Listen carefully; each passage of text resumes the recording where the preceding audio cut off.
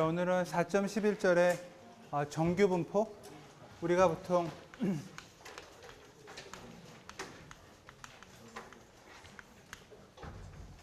그러니까 뭐 가우시안 디스트리뷰션이라고도 얘기하는 건데, 일단 정규 분포는 우리가 이제 컨티뉴어스 랜덤 베리어블인데,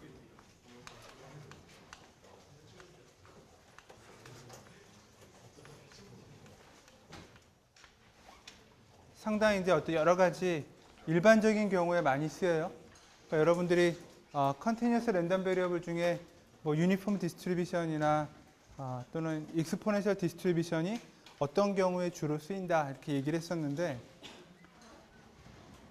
정규 분포 또는 가우시안 디스트리뷰션도 이제 어떤 특정한 경우에 많이 쓰이긴 하지만, 우리가 이제 이 컨티뉴어스 랜덤 베리어블을 딱히 규정하기 어려운 확률 분포라고 생각할 때 이제 가우시안이라고 이제 정의를 많이 해줘요. 그래서 주로 그래도 이제 우리가 가장 많이 쓰는 게 어떤 경우냐면 노이즈 시그널. 여러분들이 카메라로 사진을 찍을 때도, 특히 이제 어두운 곳을 찍을 때도 나오는데, 어떤 그 이미지 신호에 관련된 이미지 센서 같은 데서도 노이즈가 있고, 또는 오디오 시그널을 여러분들이 녹음하거나 들어보면 미세한 노이즈들이 있어요. 그죠? 깨끗하게 녹음되지 않아요. 그런 것도 일종의 다 노이즈예요. 또는 이제 이렇게 우리가 이런 무선 환경에서 신호를 송수신한다. 그때도 미세한 전기적인 신호들이 있어서 이 모바일 채널에서도 노이즈가 발생해가지고 다 더해져요. 그래서 원래의 신호에다가 뭐 그래서 오리지널 시그널이 있고, 거기다가 일반적인 노이즈들이 이렇게 이제 더해져요.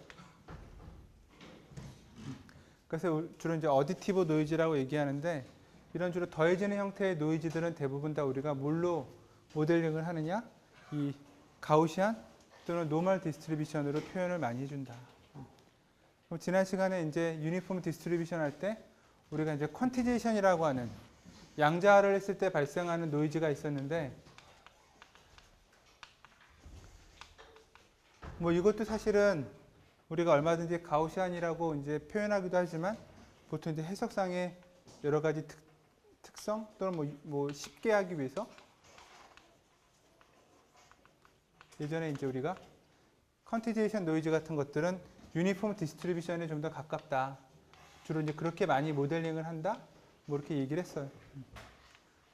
그래서 노이즈라고 해도 이제 우리가 유니폼으로 할 것인지, 아니면 가우시안 디스트리뷰션이라고 하는 형태로 할 것인지 뭐 약간 이제 구분할 수 있는데, 뭐 사실 뭘로 해도 상관없지만 좀 더 일반적이고 좀 더 이제 수학적으로 정확한 모델을 만들고 싶다. 그럼 이제 가우시안 디스트리뷰션이라고 하는 건 우리가 이제 이 노멀이라고 하는 거 n자를 쓰고, 그다음에 이제 평균이 있어요. x라는 랜덤 베리어블에 예를 들어서 확률 분포를 생각하자. 그럼 x의 평균이 있고 x라는 녀석의 분산이 있고, 비슷하게는 이항 분포도 시행하는 횟수 n하고, 그 다음에 성공에 해당하는 경우의 확률 p로 우리가 표현을 했었는데, 노멀 디스트리뷰션도 마찬가지의 어떤 기호 체계를 가지고 있습니다. 그러면 이제 확률 분포의 가장 중요한 이 PDF가 무엇이냐? 이렇게 평균과 분산을 갖고 있을 때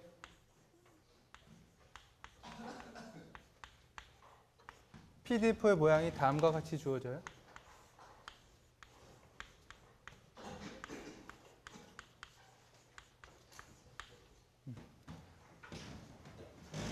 그 다음에 X의 범위는 모든 실수 구간으로 다 우리가 확장할 수 있다.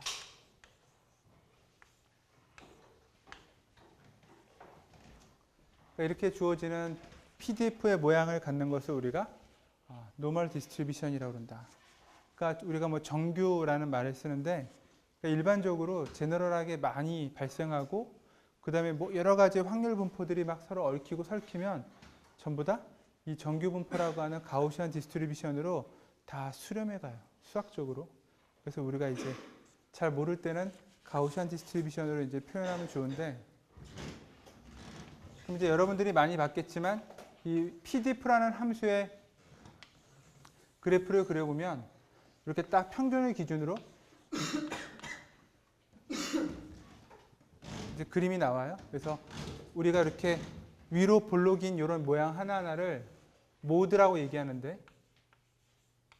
지금 이제 모드가 그림에서 하나니까, 그러니까 여러분이 알고 있는 극대값에 해당하는 부분이 하나니까 이제 싱글 모드 함수라고 얘기를 하고, 그 다음에 또 좌우가 저 평균값 ux를 기준으로 대칭이죠, 그죠?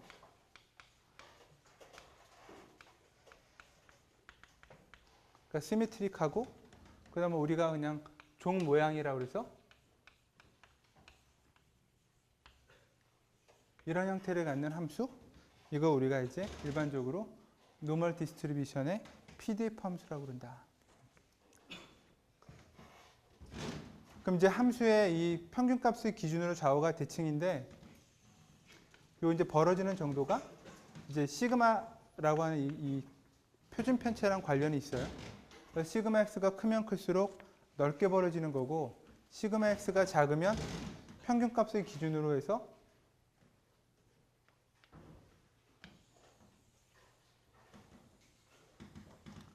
이렇게 이제 되게 한쪽으로 이렇게 몰려 있는 건데,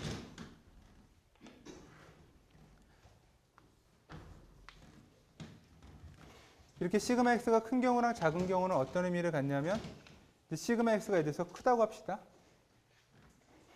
시그마 x가 크다는 얘기는 실제로 평균값을 기준으로 나타날 수 있는, 그러니까 높은 확률로 나타날 수 있는 x 값들이 꽤 이제 넓게 분포하죠.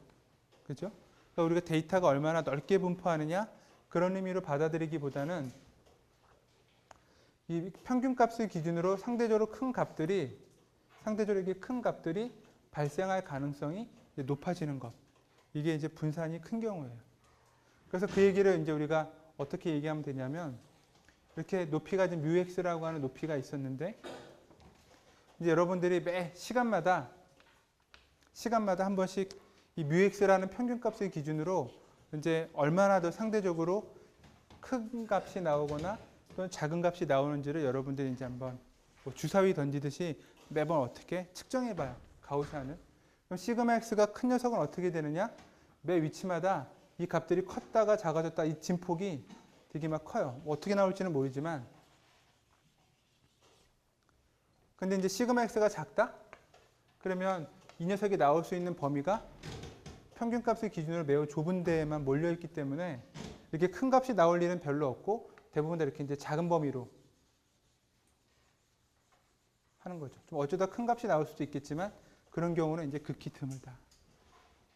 그래서 μx라고 하는 일정한 이 평균값을 기준으로 보면 시그마가 크냐 작으냐에 따라서 실제로 이제 거기에 발생할 수 있는 실제 값들이 이렇게 이제 등락폭, 앰플리튜드라는 게 생기는데, 이 앰플리튜드에 해당하는 이 등락폭이 시그마 x가 커지면 커지는 거고, 시그마 x가 작으면 이게 이제 작아지는 거고. 그럼 이제 저 μx라고 하는 평균값을 여러분들이 어떤 내가 기준으로 삼고자 하는 신호값이라고 생각해 봐요. 그리고 이 실제 대부분의 노이즈들은 다 평균값이 0이니까, 그럼 0을 기준으로 플러스도 됐다가 마이너스도 됐다, 이런 값들이 막 계속 왔다 갔다 하는 게 랜덤한 노이즈인데, 그 노이즈가 여러분들이 딱 만든 신호 일정한 값, 높이의 값에 더해진다고 생각을 해보세요. 그러니까 이게 지금 여러분들이 만든 일정한 신호값이고, 랜덤한 노이즈들이 막 더해져 가지고 이런 파형이 만들어지는 거죠. 그러면 시그마, 노이즈의 시그마가 크면 클수록, 분산이 크면 클수록 원래 신호값보다 엄청나게 커지거나 작아지는 값들이 이제 상대적으로 많이 나오니까, 이 신호를 우리가 여러분들이 이제 뭐 귀로 듣거나 영상으로 보거나 그러면 이제 딱 눈에 두드러지는 어색함, 그죠? 귀에 확 들리는 뭐 지지직거리는 소리들, 그런 것들이 이제 이럴 때 발생을 해요. 그래서 시그마라고 하는 표준 편차 또는 분산이 크냐 작으냐가 특히 이제 노이즈 시그널이랑 가장 관련이 있는 게 가우시안 분포이기 때문에, 시그마가 얼마나 큰지 작은지에 따라서 그 어떤 뭐 이 노이즈가 더해지는 시스템의 정확도, 이제 그런 것들을 우리가 쉽게 확인해 볼 수 있다. 그래서 이 분산이라고 하는 값이 실제 더해지는 노이즈일 확률이 일종의 이 매그니튜드 또는 앰플리튜드랑 관련된 부분이라서 이게 크냐 작으냐가 얼마나 많이 분포하느냐가 아니라 얼마나 큰 노이즈 같은 것들이 막 더해지고 빼지고 할 수 있는지 그런 신호의 우리가 이제 뭐 이렇게 정확성, 그러니까 우리 뭐 이렇게 뭐 파이델리티라는 말을 쓰는데 얼마나 신호가 원음에 또 원래의 신호에 충실하냐 이 충실한 정도를 이제 깎아먹는 거죠. 그래서 시그마가 클수록 이 파이델리티가 이제 작아지겠죠, 그죠? 그래서 여러분들이 갖고 있는 시스템들의 이 어떤 노이즈가 발생하는 녀석들의 이 분산이 어떻게 되는지 그거를 항상 맞춰봐야 된다. 대부분은 하지만 이제 분산은 똑같더라도 이제 뭐 시그널의 파워가 어떻게 되느냐에 따라 다르긴 한데 그런 건 여러분들이 뭐 신호화 시스템이나 통신공학 같은 거, 네트워크 같은 거 할 때 다뤄보기로 하고 어쨌든 우리가 노이즈랑 관련된 가우시안 디스트리뷰션의 시그마가 어떤 역할을 하는지 약간 물리적으로 이해해 줄 필요가 있다.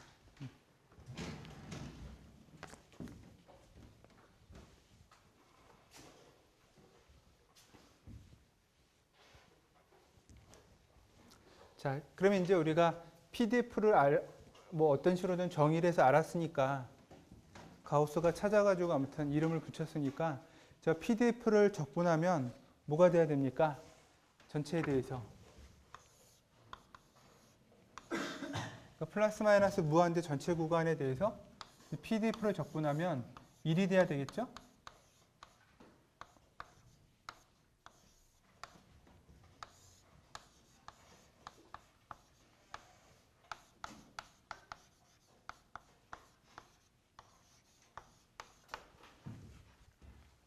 그럼 이거는 모든 구간에 대해서 적분하는 개념이니까 1이 돼야 된다.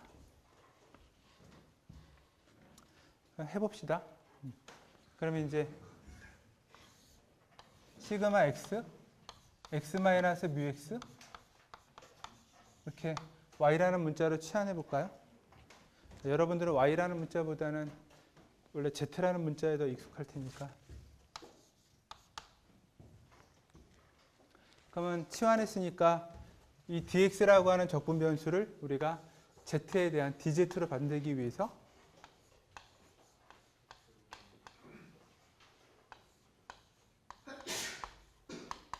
이렇게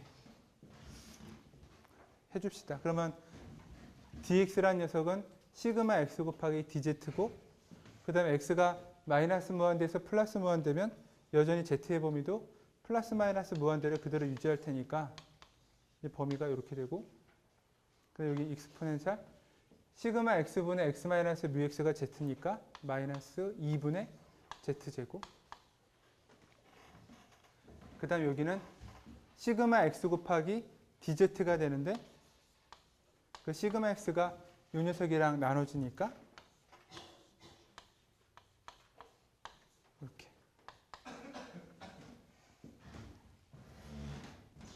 그죠? 그래서 이거는 마치 뭐냐면 평균은 0이고 어떤 z라는 녀석의 랜덤 베리어블인데 평균은 0이고 분산이 1에 해당하는 노멀 디스트리뷰션의 PDF를 모든 구간에서 적분한 것과 같은 모양이다. 이렇게 치환하면 어쨌든 이것도 결국에는 똑같이 1이 돼야 되죠. 그죠? 그러니까 이제 우리가 저게 정말 1인지 한번 해보자.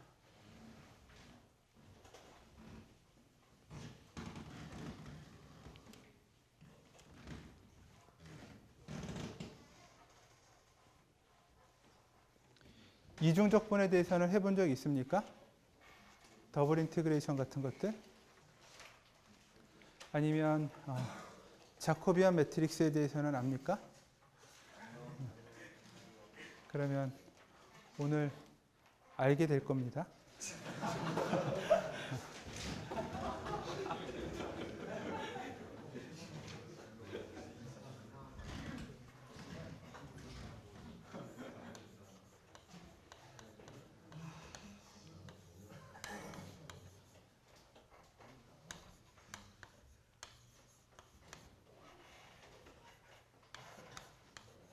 자, 지금 우리가 구한 건 요 적분인데 이 적분의 모양을 일단 루트 2파이분의 1이고 z를 x로 바꿔서 이렇게 한번 써봐요. 근데 여러분들이 많이 해봐서 알겠지만 이 익스포넨셜 함수 안에 x의 제곱 차수가 있으면 적분이 안 되죠, 그죠? 그래서 똑같은 모양인데 적분 변수를 x가 아니라 y로 바꿔가지고 같은 값을 가질 요 하나를 더 이렇게 곱해줘요.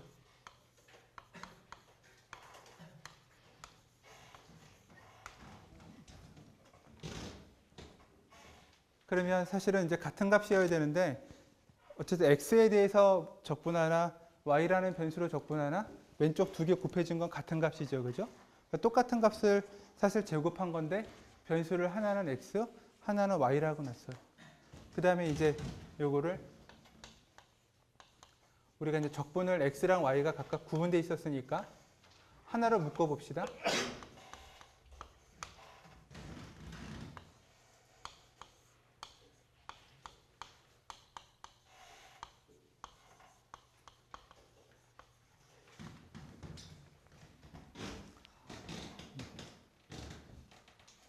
여러분들이 알고 있는 적분에 대해서 뭐 이런 함수가 있고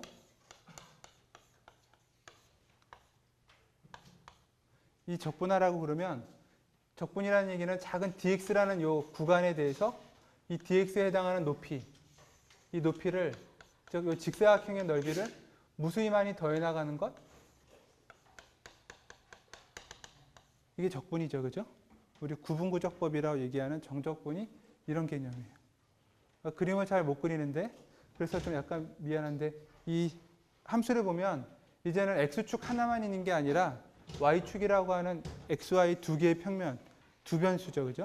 그러니까 변수가 두 개니까 마치 이제 x축이랑 y축으로 이루어진 이 평면이 있는 거고 이 평면 위에 익스포넨셜이라는 함수가 이렇게 있어요. 공면으로 마치 이렇게 지금 산봉우리 같은 그런 이제 입체적인 모양이죠.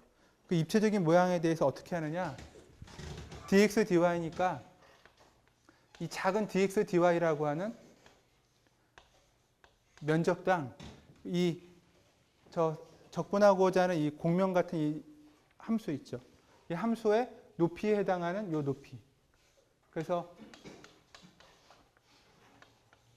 요 입체 모양에 해당하는 부피들을 다 더하는 것, 그게 바로 이중적분이에요. 그러니까 지금 dx, dy는 xy 평면의 어떤 정사각형 같은 하나의 면적에 해당하는 면이고 그것들의 높이에 해당하는 게 그 특정한 위치에 이 함수의 높이가 되는 거고 그 높이에 해당하는 것들을 곱하면 마치 길쭉한 이 직육면체 같은 모양의 부피를 이게 계산하는 건데 그거를 모든 구간에 대해서 다 더해 나가는 것. 이게 바로 이중적분이죠. 그냥 한 개의 변수에 대해서는 면적이면 두 개의 변수가 되면 이제 이렇게 부피가 돼요. 그럼 세 개, 네 개부터는 이제 4차원, 5차원 해당하는 공간의 부피가 되겠죠. 그래서 이제 그 개념을 이제 여러분들이 여기에 대해서 이해하면 되는데, 근데 여기서 이제 문제는 뭐냐면 여전히 변수가 두 개가 있고 우리가 지금 적분해야 되는 x하고 y에 대해서 해법이 없으니까 이번에는 어떻게 하냐면 치환을 하는데 변수가 두 개니까 두 개의 변수를 설정해 가지고 뭔가 치환을 해봐요. 줄여서 어떻게 치환하느냐? x제곱 더하기 y제곱 같은 여러분들이 알고 있는 2차 곡선이라고 그래요. 원, 타원, 포물선, 쌍곡선. 2차 곡선의 모양이면 우리가 극좌표를 표시를 해준다. 특히 이제 원이나 타원이면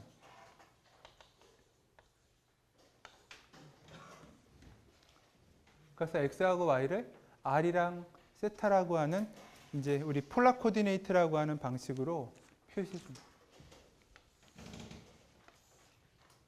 이게 이미 x하고 y축에 대해서 이미 xy 좌표가 되면 폴라 코디네이트는 어떻게 되냐면 이 x축과 이루는 각도를 세타라고 그러고, 그죠? 그래서 0부터 2파이까지 가능하고, 그 다음에 이 반지름의 길이 이게 바로 r이에요. 그래서 r 곱하기 코사인 세타 하면 x 나오고 r 곱하기 사인 세타 하면 y 나오고, 이게 이제 극좌표를 표현하는 건데 이 극좌표 방식으로 x제곱 더하기 y제곱이라고 주어져 있는 녀석을 우리가 한번 적분이 가능한 모양이 될 수 있도록 한번 치환해 보자. 그럼 이제 우리가 해야 되는 건 뭐냐면 dx 곱하기 dy라는 어떤 사각형의 면적에 대해서 그 쭉 올라가는 함수의 높이에 해당하는 이 육면체의 볼륨을 구하는 게 이중적분이라고 했었는데, 이 dx, dy라고 하는 어떤 이런 면적, 요거에 대응하는 dr 곱하기 d세타라고 하는 또 면적을 생각해 봐야 되겠죠. 그죠? 그러니까 지금 어떤 면적에다가 이 함수값을 곱해가지고 부피를 구해서 다 더하는 개념이 이중적분인데, 마찬가지로 우리가 이제 x하고 y를 r하고 세타로 바꿨으니까 분명히 얘는 뭐가 될지 모르지만 dr, d세타라고 하는 두 개의 적분 변수로 이렇게 바뀌어야 돼요. 근데 그냥 바뀌는 게 아니다라는 거죠.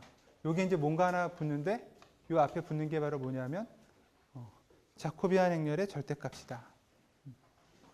자코비안이 뭐냐?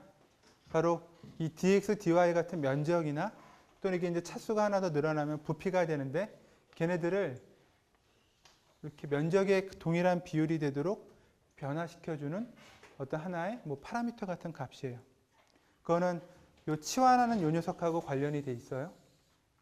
그래서 주로 이제 우리가 이 자코비안을 어떻게 주냐면 행렬의 디터미넌트고 x라는 녀석을 r이라는 변수로 편미분, 그러니까 r만 이루어지는 거예요.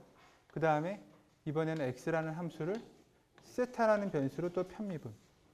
이쪽의 행렬에는 y를 똑같이 r,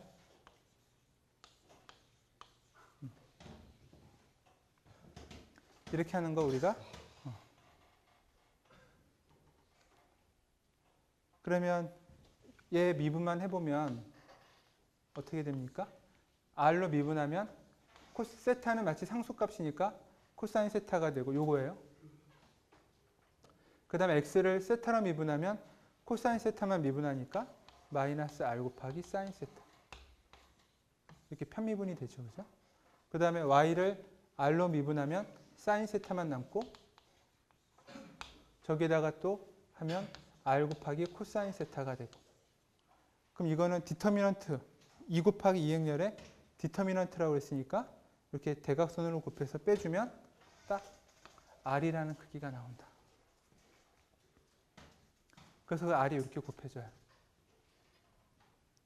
그럼 이제 두 개 이상의 변수에 대해서 여러분들이 치환을 한다? 그러면 어떻게 되냐면 우리가 이제 구하는 과정에서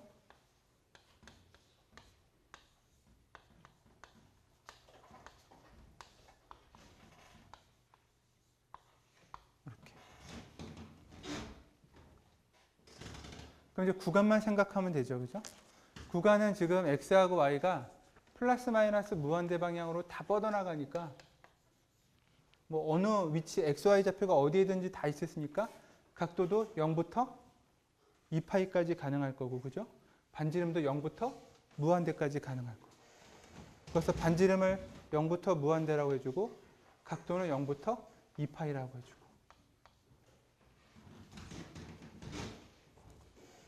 만약에 x하고 y가 0부터 무한대까지만 존재한다. 0부터 무한대까지만 존재한다. 그러면 반지름은 0부터 무한대지만 이 세타는 일사분면에 해당하는 xy 좌표만 생각해야 되니까 0부터 2분의 파이까지 되겠죠. 그런 식으로 극좌표를 변환했을 때 범위를 우리가 유추해 볼 수 있습니다.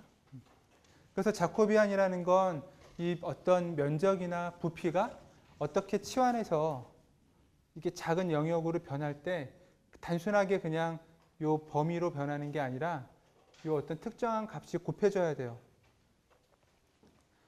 근데 그 곱해지는 자코비안은 이 함수, 변환 치환 함수에 대한 이와 같은 편미분들의 행렬식으로 표현이 된다는 거죠. 그래서 지금 r 곱하기 dr d세타인데 이거를 여러분들이 알고 있는 범위 내에서 한번 유출해 봅시다. 어떻게 되는 건지. 뭐냐 하면 아까 dx 곱하기 dy라는 건 작은 델타 x랑 델타 y의 이런 일종의 이제 직사각형 같은 거의 면적이라고 했는데, 이거를 우리가 약간의 반지름의 변화, 약간의 반지름의 차이를 가지고 면적을 구한다 그러면 이 각도가 d세타라고 해봅시다. 그 다음에 반지름의 변화는 이쪽 방향이니까 이만큼이 dr이에요. 그러면 d세타랑 dr을 곱한 이 부분의 면적을 구하는 거죠. 그죠?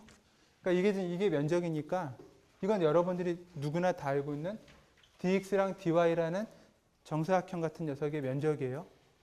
그럼 여러분들이 이 dr이랑 d세타를 똑같이 바꾸려고 생각하면 이 면적의 개념으로 요거를 바꿔줘야 되는데 이 부분의 면적 어떻게 나올까요? 이거 전체 반지름 r이라고 그러면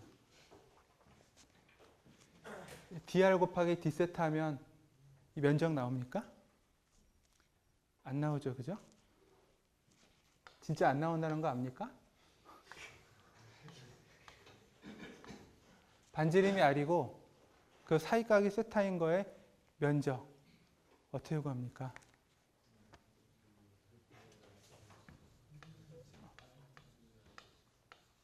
이렇게 나오죠. 그죠? 단순하게 r과 세타의 값만 곱해지는 게 아니라 r이 하나 더 곱해져요. 그럼 이제 여러분들이 구하려고 하는 건 이거 전체 면적이 아니라 요만큼이에요. 그죠? 요 각도 세타를 d세타라고 해봅시다. 요만큼의 각이지면 dr이에요. 요게 면적을 구하려면 어떻게 됩니까?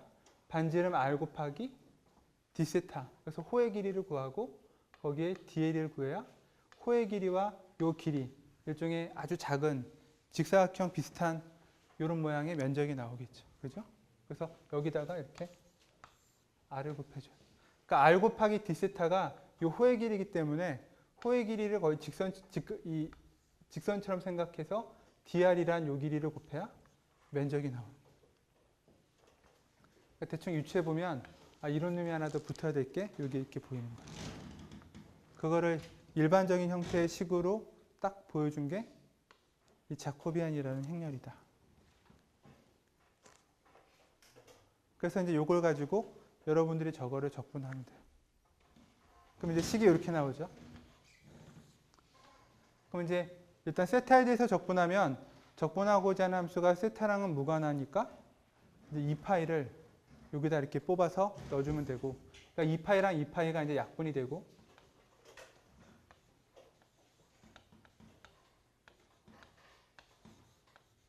이렇게 돼요. 저 정도 적분은 해본 적 있습니까? 2분의 r제곱을 여러분들이 t라고 치환하면 이제 마지막에 식이 어떻게 되냐면 여전히 0부터 무한대인데 얘를 t로 r로 미분하면 r이 나오니까 r 곱하기 dr이 dt가 돼서 익스포넨셜 마이너스 t의 dt. 그래서 요거는 적분해보면 1이다.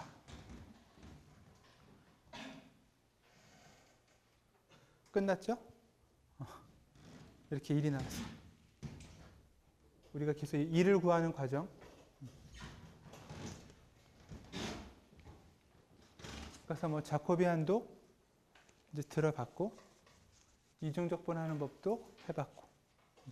그래서 저런 식으로 우리가 구하는 게 노멀 디스트리뷰션의 PDF가 온전하게 잘 맞아 떨어진다. 그거를 이제 비로소 확인한 겁니다.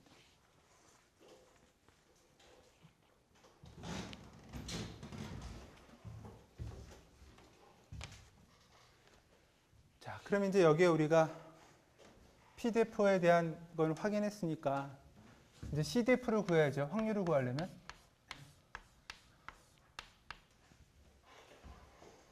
그럼 이제 마이너스 무한대부터 현재 x라는 위치일 때까지 이렇게 적분해 주면 돼요. 그럼 이제 헷갈릴까봐 여기 x tilda를 이렇게 써줍시다. 그럼 이 녀석은 이제 x라는 녀석이 x 이하가 될 확률.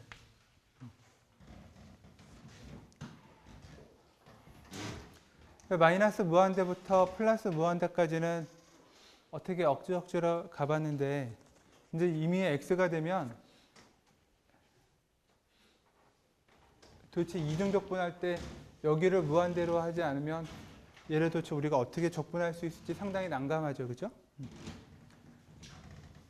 그래서 이제 우리가 이제 그다음부터는 안 해요. 그래서 어떻게 하느냐?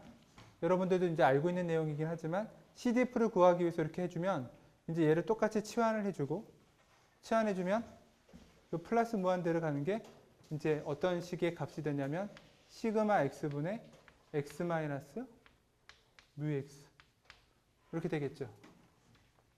적분 구간이 바뀔 뿐이에요. 그리고 여전히 이렇게. 그럼 요거는 뭐냐면 평균이 0이고 분산이 1인 어떤 정규 분포가 있는데 그 정규 분포에 대해서 적분해 준 거니까 어떤 거냐면 마치 z라는 변수가 있는데 그 z라는 녀석이 시그마 x분의 x 마이너스 뮤 x라는 범위보다 작거나 같을 요 확률을 구하는 거랑 똑같더라. 그래서 저 z에 해당하는 요거를 우리가 뭐라고 하느냐? 평균이 0이고 분산이 1이어서 표준, 스탠다드라고 얘기를 하고 표준 정규 분포라고 얘기를 하고 이 표준 정규 분포에 대해서 이 값들을 매번 바꿔가지고 우리가 계산을 어떤 식으로든 수치 해석으로 해놓은 룩업 테이블을 갖고 있으면 그럼 이제 여러분들이 이런 형태의 적분을 하지 않아도 테이블만 가지고 확률값을 구할 수 있다. 그게 이제 우리가 고등학교 때 해왔던 거죠.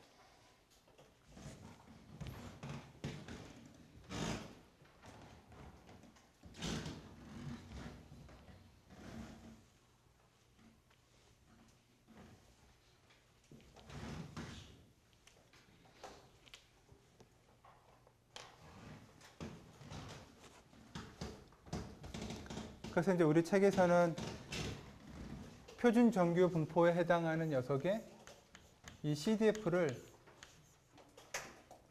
뭐지?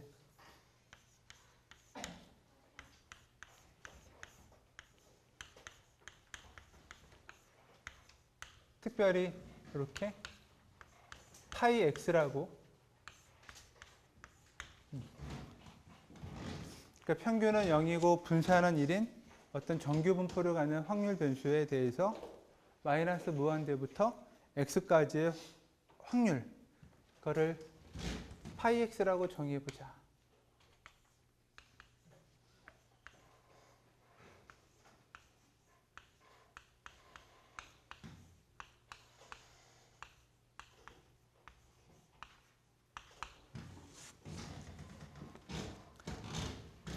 그러면 이 녀석의 모양은 이제 표준 정규 분포에 해당하는 커브가 있고 평균은 0이고 뭐 여기서 x가 양수라고 하면 여기가 x라고 그러면 이 x에 해당하는 녀석의 이 면적 이게 바로 파이 x네요. 그래서 파이 x라고 하는 테이블을 다 만들어 놓으면 우리가 어떤 평균과 분산을 갖는 정규 분포든지 간에 다 시그마 x분의 x 마이너스 뮤 x로 변환해서 그 값에 대응하는 표준 정규 분포표의 값으로 확률표를 보고서 구할 수 있다. 그런 거죠. 그 다음에 이제 이 평균 값을 기준으로 좌우가 그래프가 대칭이니까 여러분들이 보통 알고 있는 거는 0부터 x까지에 해당하는 확률이죠. 그죠? 그래서 파이 x라는 값에 대해서 2분의 1을 빼주면 0부터 x까지의 값을 구할 수도 있고 또 하나는 이 파이 x라는 값이 있고 그 다음 파이에 마이너스 x라는 값이 있어요. 마이너스 x는 요쯤 그럼 좌우가 대칭이니까 마이너스 x에 대응하는 이 값은 여기인데 이 부분은 요거랑 똑같겠죠. 그죠? 좌우가 대칭이니까 그래서 두 개를 더하면 1이다. 이런 것도 우리가 관계식을 찾아볼 수 있겠다. 그래서 룩업 테이블을 가지고 이제 우리가 구하면 된다. 적분을 우리가 실제로 하는 일은 별로 없습니다. 그죠? 이렇게 자코비안이라든가 이런 거로 일반적인 원리가 제대로 성립하는지만 확인해 보면 되는 정도?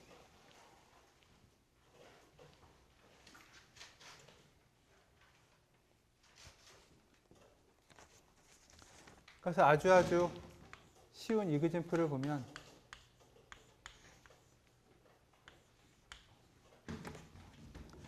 x라는 랜덤 베리어블이 있는데 얘가 정규 분포를 갖고 평균도 3이고 분산도 3이에요.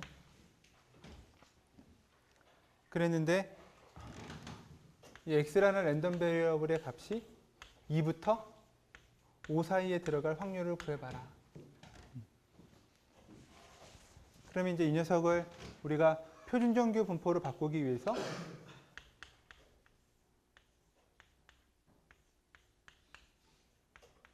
뭐 이렇게 바꾸는 거죠. 그죠? 그러면 이제 그거에 맞추면 P가 여기는 Z가 되고 여기는 2 마이너스 평균이 3이고 표준 편차도 3. 똑같이 여기는 5 마이너스 3에 3. 그래서 구하고자 하는 확률이 P의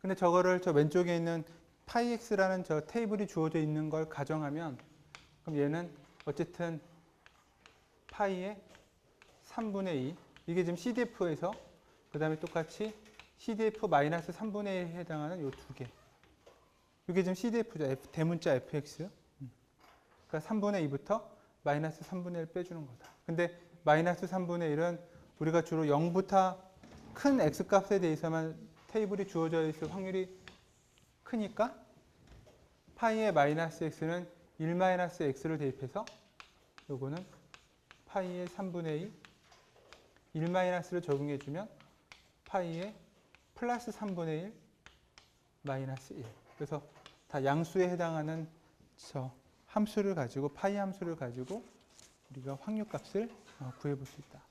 그러니까 여러분들에게 가우시안과 관련된 확률을 직접 계산하라. 그러면 적분하거나 더할 수 없으니까 이런 이제 테이블을 여러분들에게 주는 거죠. 그죠? 뭐 0.30102니 0.4771이니 기억납니까?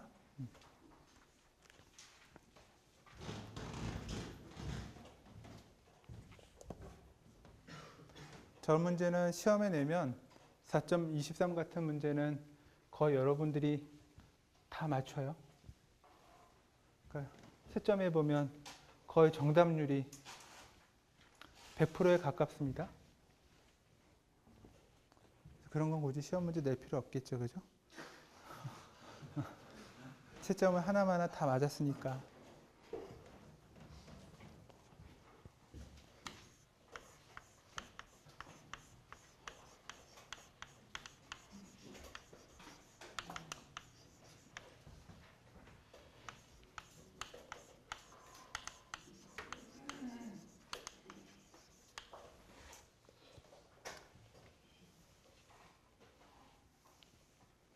자, 이번에는 바이노미얼 디스트리뷰션을 우리가 이 정규 분포를 한번 어프락시메이션 하자. 뭐 그런 뜻입니다. 그러니까 우리가 바이노미얼 디스트리뷰션은 뭐였냐면 n번 시행해서 그 중에 P라는 성공 확률이 몇 번 나오느냐 이 성공한 횟수가 n번 중에 몇 번인지를 계산하는 게 랜덤 베리어블 x였는데 그러니까 이제 0, 1, 2 이런 식으로 해서 최대 n번까지 나오는 디스크리트 랜덤 베리어블이에요. 그래서 여러분들이 만약에 그래서 x가 a부터 b까지 발생할 확률을 구하라 라고 바이노미얼 디스트리뷰션에 해당하는 문제를 푼다고 그러면 여러분들이 이거를 푸는 경우는 어떻게 되냐면 저 x라고 하는 랜덤 베리어블이 a부터 b까지 그죠? a가 뭐 3이고 b가 10이라고 해도 좋고 이렇게 쭉 하면 그거에 대해서 n번 시행해서 x번만큼 나오는 이 콤비네이션 그 다음에 p라는 녀석이 x번 1-p라는 녀석은 n-x번 그래서 x가 a부터 b까지 이 조합을 다 합하면 다 더하면 이 확률을 구하는 거죠. 근데 우리가 콤비네이션이나 팩토리얼 연산해서 이거를 일일이 다 하려면 이제 매우 귀찮아져요. 그죠? 그래서 이제 어떻게 하느냐? n이 뭐 예를 들어서 충분히 크다. 그러니까 뭐 한 10 이상이거나 20이거나 그런 식으로 되면 우리가 이제 이걸 어떻게 하느냐? 저 x라고 하는 디스크리트 랜덤 베리어블을 컨티뉴스인 가우시안 랜덤 베리어블로 우리가 모델링을 해주고 평균과 분산을 이렇게 써주면 된다.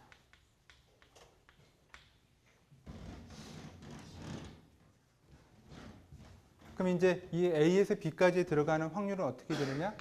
얘는 이제 표준정규 분포표에 의해서 A에서 B까지의 문제가 어떻게 바뀌냐면 Z라고 하는 표준정규 분포표를 바꿔주고 A- 평균값 NP, 그죠? 그 다음에 분산은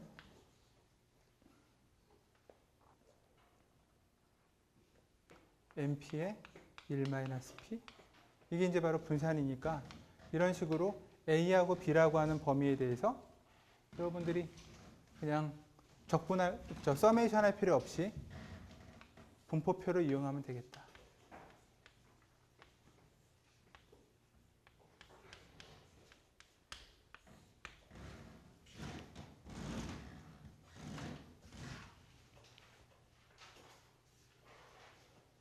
그래서 실제로 이제 n이라는 값이 어떻게 되는지 보면 이 x에 대해서 랜덤 베리어블이 이제 막 디스크리트 하긴 할 텐데 처음에 n이 작으면 앞부분에 이제 이렇게 확률값이 이렇게 몰려 있어요.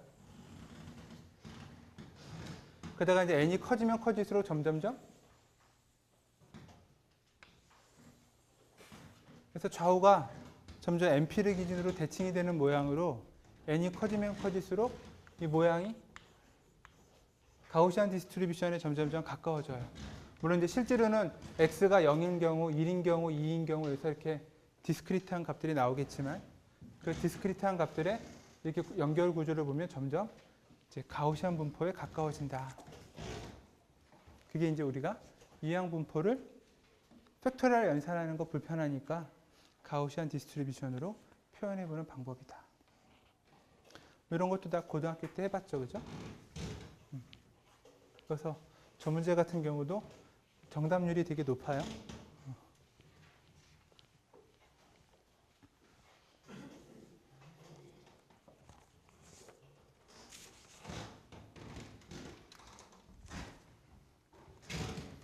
자, 우리 책에서는 이제 통신공학이라든가 데이터 네트워크 하는 사람들이 많이 다루는 것 때문에 쓰는 독특한 함수의 모양을 얘기하는데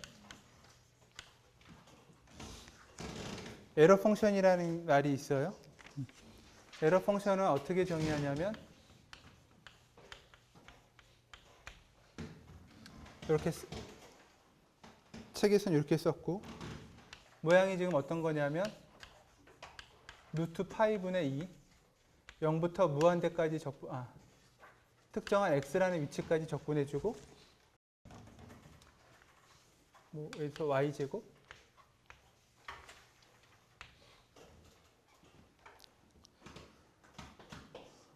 그래서 0부터 x라는 위치일 때까지 익스포넨셜 마이너스 y제곱 근데 거기에 루트 파이분의 2가 붙는 이런 형태의 함수를 우리가 에러 펑션이라고 해요. 자, 예를 들어서 이게 어떻게 되는 건지를 한번 확인해 보면 평균은 0이고 분산이 2분의 1인 정규 분포를 생각해 봅시다. 그럼 이 녀석의 PDF가 어떻게 될까요? PDF는 만약에 X라고 쓴다면 Y라고 씁시다. 그럼 PDF의 모양이 어떻게 되냐면 원래는 루트 2파이 시그마 X의 제곱인데 그게 2분의 1이 될 거고, 그죠? 이렇게. 그 다음에 익스포넨셜 마이너스 여기는 평균이 0이니까 y제곱이고 2 곱하기 시그마 제곱 이렇게 되죠.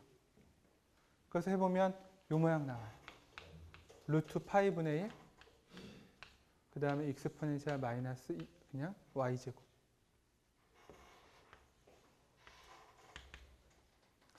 그러니까 평균은 0이고 분산은 2분의 1인 어떤 정규 분포를 0부터 x까지 더하는 거예요.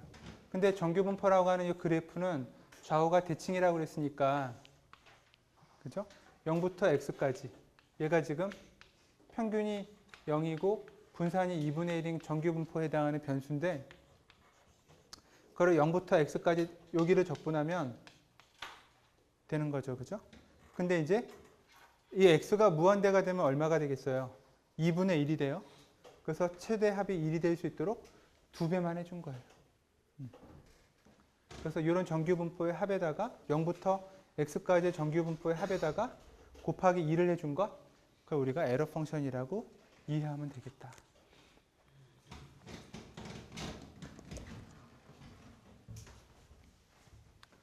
주로 이제 통신이나 네트워크 하는 사람들은 이 가우시안 노이즈가 이제 이 통신 신호의 처리에 항상 나오는데, 그러다 보니까 이 통신 신호가 어느 정도의 확률 분포를 갖는지 이 정규 분포를 갖고 자꾸 따져요. 근데 하다 보니까 자꾸 저 에러 펑션이라고 하는 저런 모양이 자꾸만 나오는 거죠. 그러다 보니까 이제 정규 분포 중에 독특한 형태니까 에러 펑션 하나를 또 정의해서 쟤도 마치 룩업 테이블처럼 만들어 놓고 써요. 그래서 그런 정도로 여러분들이 구분해 주면 돼요.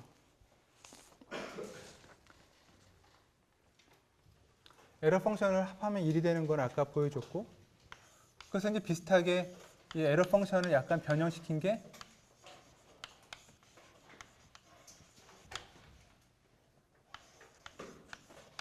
컴플리멘터리라는 말이 있는데, 얘는 어떻게 정의하냐면 ERFC라고 일단 쓰고 특정한 x부터 무한대까지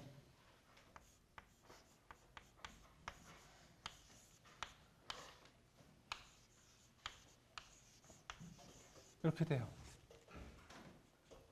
모양이 어디냐? 저 적분하고자 하는 영역이 바로 여기에요. 그죠? 그러니까 이 면적에다가 다 곱하기 2를 한 게 에러 펑션이고 컴플리멘터리 에러 펑션이고 이런 거죠. 그죠?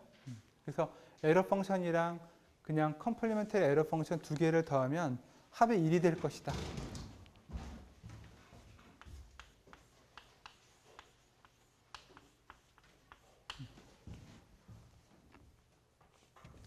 우리가 이런 관계를 생각해 볼 수 있다.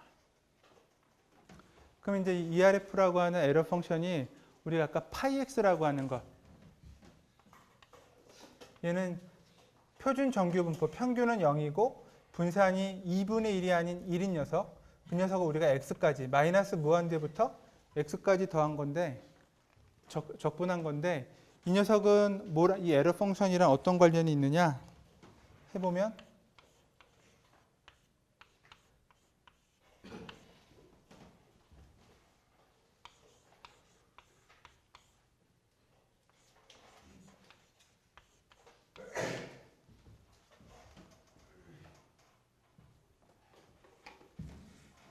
이런 관계가 있어요. 또는 뭐 이거 하면 나오는 거니까 에러 펑션의 입장에서 쓴다면 뭐 2배에서 빼주 뭐 이런 식으로 하면 되겠죠. 그죠?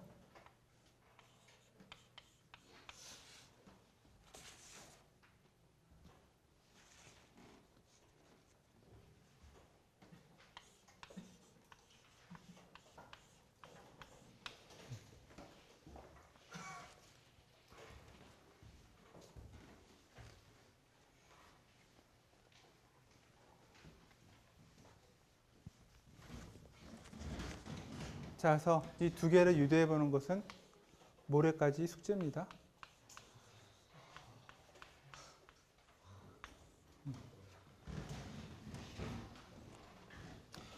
어차피 오늘부터나 내일부터 숙제할 거 아니었습니까? 뭐 미리 다 해놨다면 할 수 없지만 하는 김에 하나만 더 해보세요. 그래서 유도하는 건 굳이 얘기하자면 파이 x가 뭐였냐면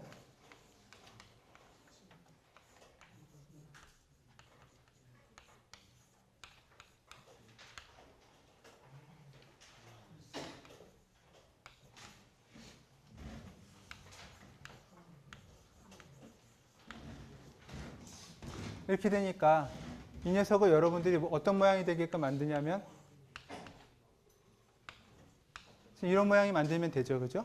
그리고 0부터가 되게끔 해주고, 그러니까 얘는 지금 마이너스 무한대부터 0까지 해주면 무조건 2분의 1이 될 거고 x가 0보다 크다라는 가정하에 0부터 x까지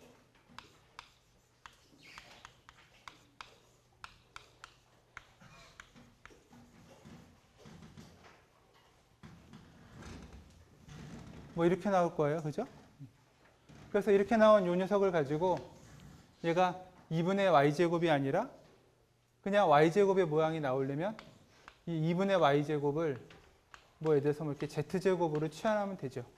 또는 뭐 루트 2분의 y를 z로 이렇게 치환해서 놓고 풀면 그거에 맞게 적분구간 살짝 바뀔 거고 적분배수만 바꿔주면 저 모양대로 나올 거다.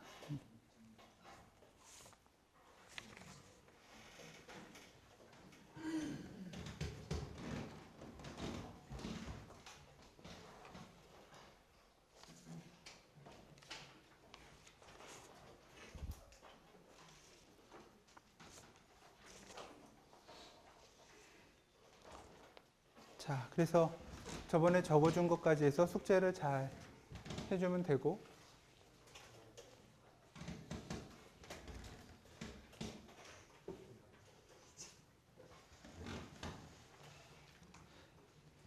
자, 그래서 이 정도까지 하면 뭐 우리가 가우시안에 대해서는 다 얘기가 되는데 아까 내가 모드라는 얘기를 한 거에 대해서 하나만 더 설명을 가우시안에 대해서 하자면 이렇게 하나만 볼록하면 확률분포에서 우리가 이거를 모드라고 그러고 이렇게 볼록한 부분이 몇 개냐를 가지고 싱글 모드냐 뭐 더블 모드냐 이렇게 얘기를 해요. 그래서 이렇게 싱글 모드면 가우시안 함수 하나를 가지고 우리가 표시하는 거죠. 근데 이제 어떤 확률 분포들 하다 보면 이 평균값 근처에만 많이 몰려 있는 게 아니라 여기에도 좀 많이 몰려 있다가 뭐 여기에도 좀 많이 몰려 있다가 뭐 그래요. 그럼 이랬을 때는 어떻게 하느냐? 사람들이 그러면 이제 모드가 두 개예요. 여기도 하나 있고 이쪽에도 하나 있고. 우리가 이러면 뭐 멀티 모드 지금은 두 개니까 더블 모드라고 얘기를 하고 이 모드가 여러 개가 있으면 그때는 하나의 가우시안 함수로 이렇게 표현할 수가 없으니까 두 개의 가우시안 함수로 이 두 함수를 표현해 줘요. 그래서 여기를 대충 이렇게 감싸고 있는 가우시안 함수가 하나 있고 또 여기를 감싸고 있는 이런 형태의 가우시안 함수가 하나 있고 이렇게 두 개를 그래서 가우시안 함수 1, N1이라고 합시다. N1, 그 다음에 N2. 그러니까 이 PDF예요. PDF 함수를 그래서 요거에 맞는 요 평균과 대충 분산. 또 요 녀석에 맞는 이 평균값과 분산. 이 두 가지를 구해서 그 두 가지의 이 PDF를 적당하게 우리가 이렇게 가중치를 두어서 더하면 얘네들의 모양을 만들 수가 있어요. 이게 몇 개가 되든 상관없이. 그럼 이제 두 개면 두 개, 세 개면 세 개 막 늘어나겠죠. 그죠? 이런 거 우리가 가우시안 여러 개가 몰려 있다. 이렇게 믹스돼 있다. 그래서 믹스처 표현하는 방법이니까 모델이라고 그래요. 그래서 평균 두 개와 분산 두 개를 우리가 구해주면 그러면 가우시안 믹스처라고 하는 모델을 만들어서 이런 식의 확률 분포를 갖는 것들을 가우시안 함수들의 여러 가지 조합으로 표현할 수 있다. 이게 이제 여러분들이 3학년 되고 하면 실제로 여러 가지 배우는 것들에 써먹는 겁니다. 그래서 이런 정도의 개념은 알아두면 좋겠다.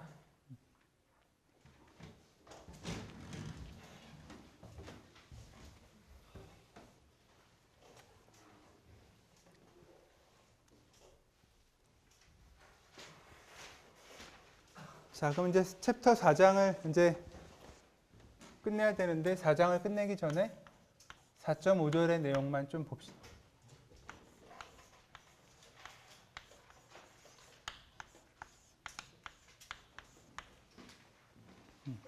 이것도 또 수학적으로 아주 복잡하니까 그냥 이거는 평균이나 분산을 구하는 건 하지 말고 확률 분포가 무엇인지만 정의를 합시다.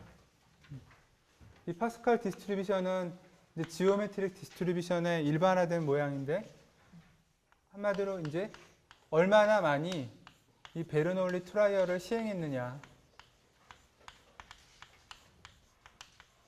반복적으로 그래서 내가 몇 번 이 뭐 주사위를 던지든 동전을 던지든 베르놀리 트라이얼을 내가 몇 번 했는지 그 총 횟수가 이제 파스칼 디스트리뷰션의 기본적인 랜덤 베리어블이에요. 근데 지오메트릭 디스트리뷰션은 어땠습니까? 첫 번째로 성공했을 때까지죠, 그죠? 근데 이 녀석은 첫 번째가 아니라 언제까지냐면은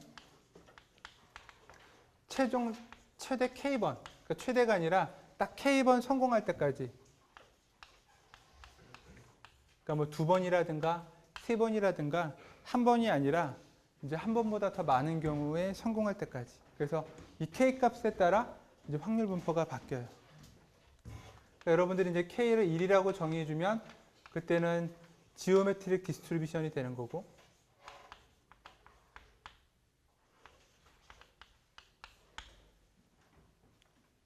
K가 이제 1보다 커지기 시작하면 우리가 이제 저때는 뭐 파스칼이라는 이름을 붙여서 얘기를 합니다. 그러니까 지오메트릭 디스트리뷰션의 일반화된 모델이다. 그럼 이제 확률 값을 저 랜덤 베리어블 x가 n이 되는 값일 때, 그러니까 n번 던져가지고 총 k번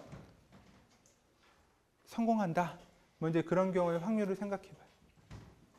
자, 그럼 무조건 n번째는 성공해야 되겠죠?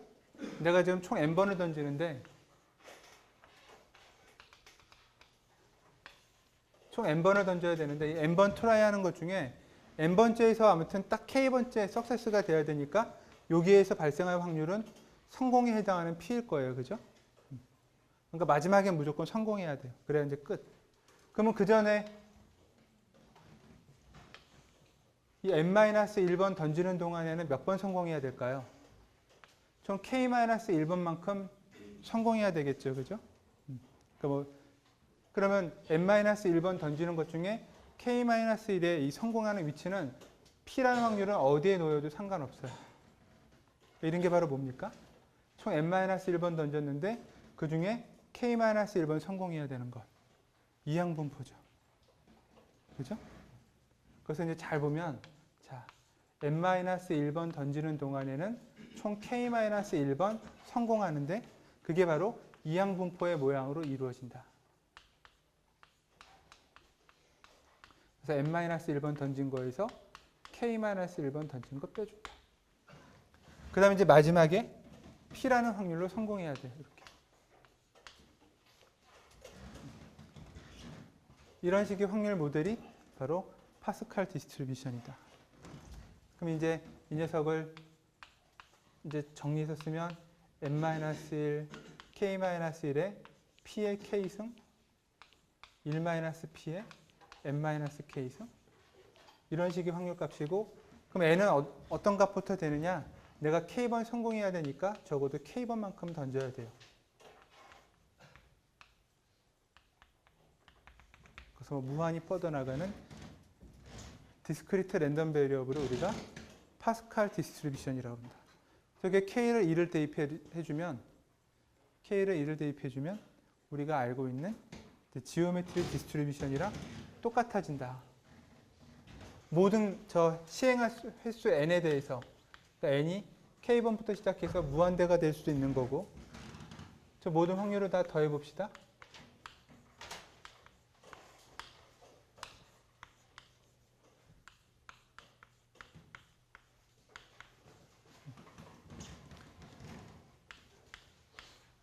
일이 돼야 되겠죠, 그죠?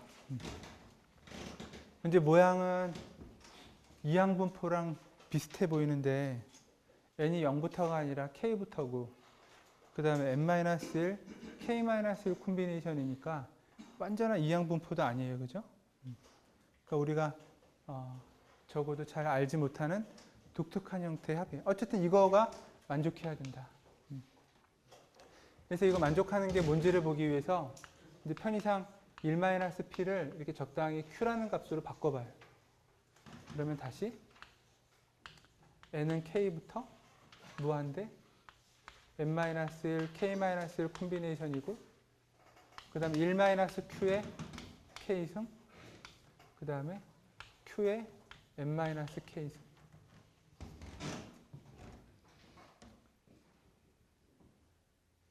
그래서 저거를 우리가 1이라고 해주자. 그럼 이제 1-q의 k승 요 녀석은 n이라고 하는 인덱스랑은 전혀 상관이 없죠. 그죠? 그래서 1-q의 k승을 이렇게 왼쪽으로 넘겨주면 아니 오른쪽으로 넘겨주면 다음과 같이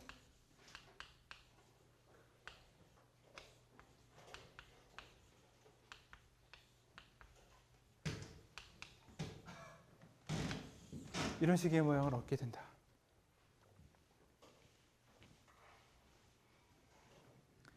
이거를 이제 만든 사람의 이름을 따서 무슨 시리즈 그래요. 그러니까 시리즈라는 게 일종의 저런 수연의 합이니까 테일러 시리즈도 벅찬데 저거는 다항식이지만 왠지 역수로 되어 있는 다항식이니까 아주 복잡하죠. 그죠? 그래서 요거를 이용하면 평균과 분산까지는 우리가 구해볼 수 있어요. 자, 그래서 여러분들한테 파스칼 디스트리뷰션 소개하는 건 여기까지. 평균과 분산 구하는 과정까지 하게 되면 여러분들이 이 수업을 더욱더 싫어할 것 같으니까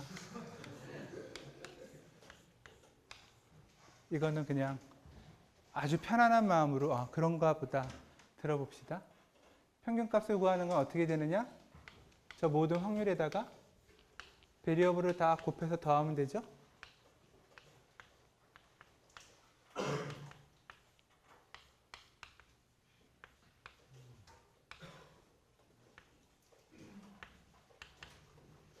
어차피 지금 P를 1-Q라고 했으니까 이렇게 해놓고 여기에 이제 변수가 1, 2, 3, 4 변하는 게 n이니까 이렇게 해서 요거가 지금 평균이에요. 그죠?